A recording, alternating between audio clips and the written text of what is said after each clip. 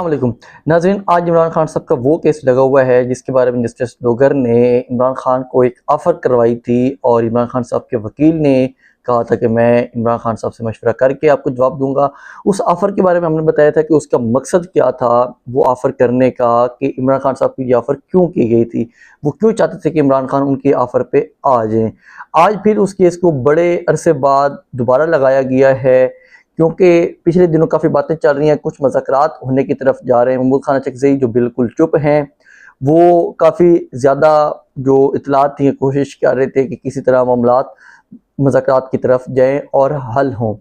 अब ये इतलात आ रही हैं कि ये केस लगा के बुशरा बीबी को थोड़ा सा रिलीफ दिया जाएगा और महमूद खान चकज़ई की पोजीशन मुस्तकम की जाएगी। लेकिन महमूद खान चकज़ई पे जो पीटीआई के कुछ रहनुमा हैं, उनके इतराज़ात या ख़दशात बरकरार हैं। वो कहते हैं कि ये वाला मामला ये सिर्फ ट्रक की बत्ती लगा के रखा हुआ है इस सिस्टम ने। वो ना तो बुशरा बीबी को कोई रिलीफ देंगे और ना ही वो इमरान खान साहब के हवाले से कोई रिलीफ लेने में अब तक कामयाब हुए हैं। अब ये केस जो अल कादिर ट्रस्ट केस है, इसमें जहाँ पे बात रुकी हुई थी, एक थी सज़ा मुअत्तली का केस इसी केस में, और दूसरा था कि ये वाली जो सज़ा है इसको ही ख़त्म किया जाए और बरी किया जाए। अब यहाँ पे बात ये आई कि जब ये मरकज़ी अपील के हवाले से जस्टिस लोगर ने कहा कि आप मरकज़ी अपील हम आपकी सुन लेते हैं और आप सज़ा मुअत्तली को रहने दें, तो सलमान सफदर साहब ने मुलाकात की थी। ये एक तरह का ट्रैप सेट किया था, जो जस्टिस लोगर ने ये ट्रैप बिछाया था, या इस सिस्टम ने ट्रैप बिछाया था इमरान खान साहब के लिए, कि अगर इमरान खान साहब मरकज़ी अपील पे आ जाते हैं तो उनका सज़ा मुअत्तली वाला केस ख़त्म हो जाएगा, मरकज़ी अपील वाला सुना जाएगा। मरकज़ी अपील को सुन के उसके ऊपर इमरान खान साहब की सज़ा बरकरार रखी जाएगी और उस सज़ा को जो एक तरमीम करके इन्होंने कानून बना लिया था कि वो सज़ा या केस जो होगा वो चैलेंज होगा जाके फेडरल कोर्ट में। अब फेडरल कोर्ट में जो बैठा हुआ है जस्टिस अमीनुद्दीन खान, एक बहुत बड़ा हीरा है इस सिस्टम का, उसने क्या फ़ैसला देना था वो तमाम दुनिया को पता है कि उनके क्या फ़ैसले आ रहे हैं। जब इन्होंने कहा कि हम इस केस पे मरकज़ी अपील में नहीं जाएंगे, हम सज़ा मुअत्तली पे ही कार्रवाई आगे चलेंगे। अच्छा, यहाँ पे ये पता नहीं किस किस्म की इनकी लॉजिक है। असल में ना इनके पास दलाइल हैं ही नहीं, ये सिर्फ ज़ोर ज़बरदस्ती चलते हैं। एक प्लान किया, फिर दूसरा प्लान किया, ये अदालतों में भी यही प्लान कर रहे होते हैं बैठ के। अब अगर आपने सज़ा मुअत्तली में नोटिस जारी कर दिए हैं जस्टिस लोगर ने और जस्टिस आसिफ ने, तो आप लोगों को वही केस सुनना चाहिए ना। आप क्यों अगले बंदे को ये कह रहे हैं कि हम मरकज़ी अपील सुनेंगे, जब उनको पता है कि आप इस सिस्टम के प्रोटेक्शन के लिए लाए गए हैं। तो वो कैसे कहेंगे कि हाँ भाई आप हमें अच्छा मशवरा दे रहे हैं। आपसे तो अच्छे मशवरे की तवक्को ही नहीं है इस निज़ाम से या इस सिस्टम से। इन लोगों को जो पीटीआई के लोग हैं या आम आवाम है, उनको कोई भी तवक्को नहीं है कि आप कोई मेरिट पे या अच्छा फैसला देंगे या कुछ अच्छा मशवरा देंगे इन लोगों को। जब अगली पार्टी को पता है कि आपने कोई अच्छा मशवरा नहीं देना, तो फिर आप अंदर क्यों इस किस्म के ढकोसले छोड़ रहे थे कि आप इस केस को छोड़े, इस पे आ जाए। आप उनका केस सुने जिस पे आपने पहले नोटिस किया हुआ है। उस केस को लगवाने के लिए भी, सज़ा मुअत्तली के लिए ये वाला केस लगवाने के लिए भी एक मुतफरक दरख्वास्त देते हैं सलमान सफदर साहब कि आप ये वाला केस तो लगाएं। अब इस केस को आज के दिन के लिए लगा दिया गया है। इस केस में जो बातें हैं कि सिर्फ बुशरा बीबी को थोड़ा सा रिलीफ देना है, तो बुशरा बीबी को रिलीफ देने के लिए इन्होंने थोड़ा बहुत कर देने के, देखें जी ये हमने बहुत अच्छा काम कर दिया है अपनी हमदर्दियाँ समेटने के लिए, लेकिन अवाम को पता है कि ये भी कहीं और से फैसले आने होते हैं और फिर इन्होंने आके बता देने होते हैं कि ये फैसला आ गया और इस पे हम अमल कर दिया हमने। तो अब इसमें देखना पड़ेगा, और हो सकता है कि ये वाले ये काम करें ना, क्योंकि इनको इतनी इनकी जो अक्ल शऊर पे पर्दा डला हुआ है कि पाकिस्तान को मुस्तकम करने के लिए कुछ अच्छा काम कर ले, तो वो तो ये कर नहीं रहे।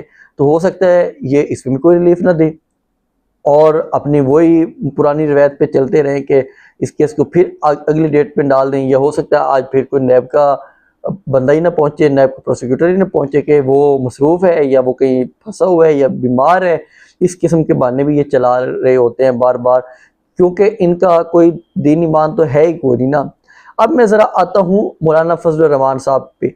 मौलाना फजल रहमान साहब ने एक नया इत्तेहाद बनाया है। ये वो मौलाना फजल रहमान है जो इस सिस्टम को हमेशा बचाने के लिए आगे आ जाते हैं।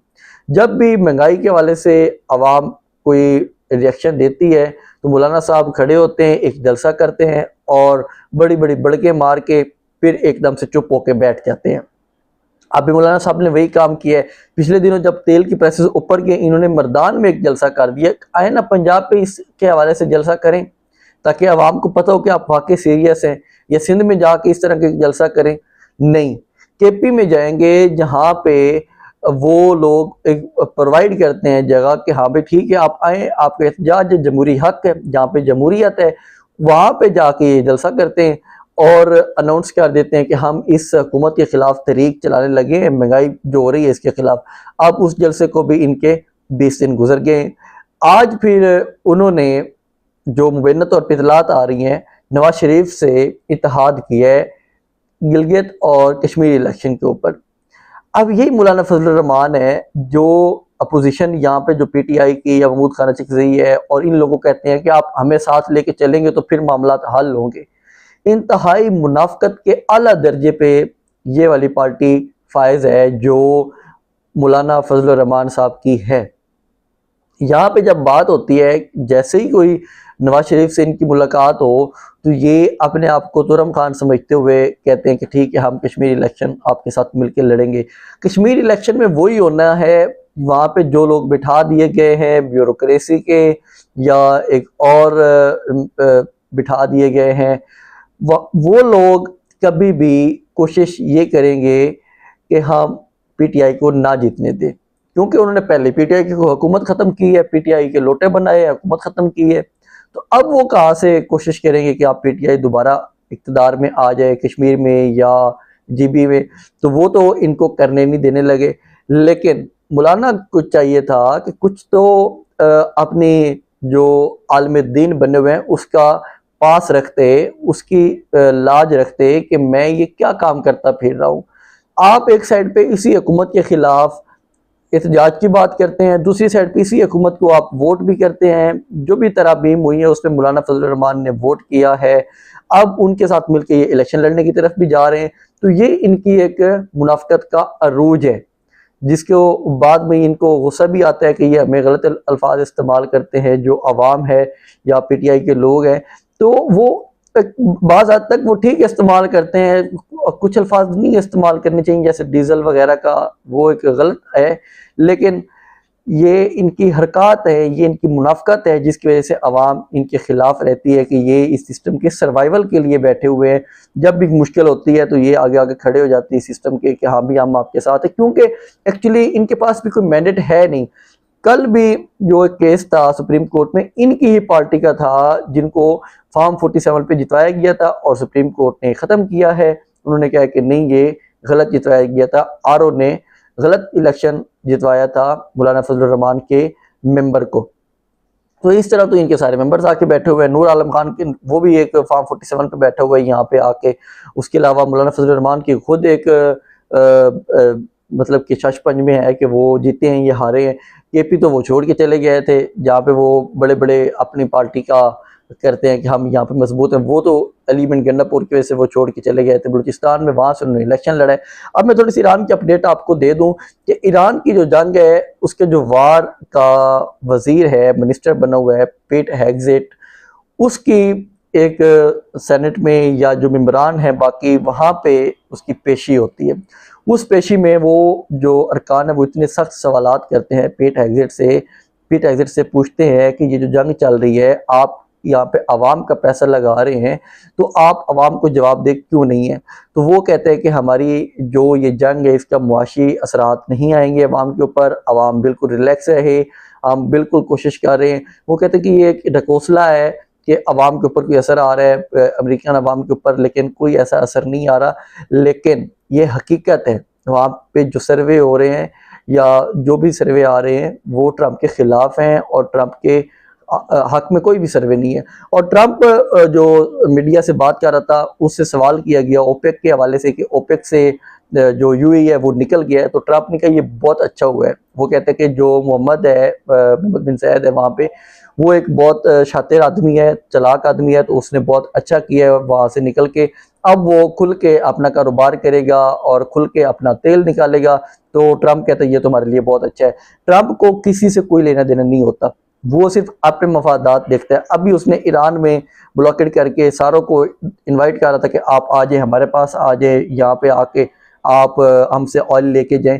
तो उसको क्या लेना देना है? ये तो नुकसान होता है हम जैसे गरीब मुल्कों के लिए जो भीख मांग मांग के गुजारा कर रहे होते हैं कि कोई हमें कुछ दे दे तो हमारा गुजारा हो जाए। तो ट्रंप बाकी प्यूटन के हवाले से भी कह रहा था कि प्यूटन भी इस जो ईरान है उसके पास नहीं चाहता था कि जोरी हथियार हो, वो भी चाहता है कि ईरान के पास जोरी हथियार ना हो और ईरान जोरी हथियार ना रखे। तो प्यूटन ने भी हमारी कोशिश हेल्प की करने की कोशिश की है कि हम इस जंग को ख़त्म करें। तो ये हमारे पास अपडेट्स थी, मज़ीद अपडेट्स हम आपसे शेयर करेंगे। चैनल को सब्सक्राइब ज़रूर किया करें। अल्लाह हाफ़िज़।